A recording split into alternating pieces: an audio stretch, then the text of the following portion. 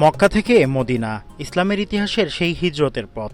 এবার সেই পথেই সাইকেলে পাড়ি জমানোর ঐতিহাসিক যাত্রা শুরু করেছেন ব্রিটেনের লেস্টারের এক তরুণ, নাম শারিক। শুধু রোমাঞ্চ নয়, যুদ্ধবিধ্বস্ত মানুষের পাশে দাঁড়াতেই তার এই ব্যতিক্রমী উদ্যোগ। তার নাম শারিক, বেড়ে উঠেছেন যুক্তরাজ্যের লেস্টারে। ছোটবেলা থেকেই মার্শাল আর্টসের কঠোর শৃঙ্খলায় নিজেকে গড়ে তুলেছেন।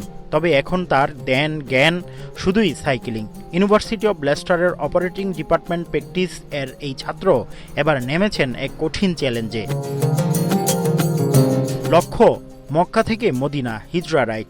উদ্দেশ্য কেবল সাইকেল চালানোই নয়, বরং আল ইয়াহানা হিউম্যানিটি ওয়েলফেয়ারের হয়ে যুদ্ধ কবলিত দেশের অসহায় মানুষদের জন্য তহবিল সংগ্রহ ও জনসচেতনতা তৈরি করা।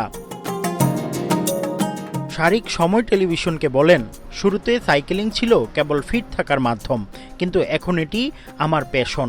আমি বিশ্বাস করি নিজের সীমানা ছাড়িয়ে যাওয়ার মধ্যেই আসল সার্থকতা। এই রাইডের মাধ্যমে আমি চাই সেই সব মানুষের পাশে দাঁড়াতে যারা যুদ্ধের কারণে সব কিছু হারিয়েছে। সেই সাথে আমি স্মরণ করতে চাই নবীজি সাল্লাল্লাহু আলাইহি ওয়াসাল্লামের হিজরতের সেই ঐতিহাসিক পথকে, হিজরতের সেই ঐতিহাসিক চিন্তা চেতনাকে, হিজরতের সেই ঐতিহাসিক পবিত্রতম যাত্রাকে। বিশ্বের সবচেয়ে বড় ডিজিটাল উম্মাতে যুক্ত হন। এখনই ডাউনলোড করুন আলফাফা কমিউনিটি।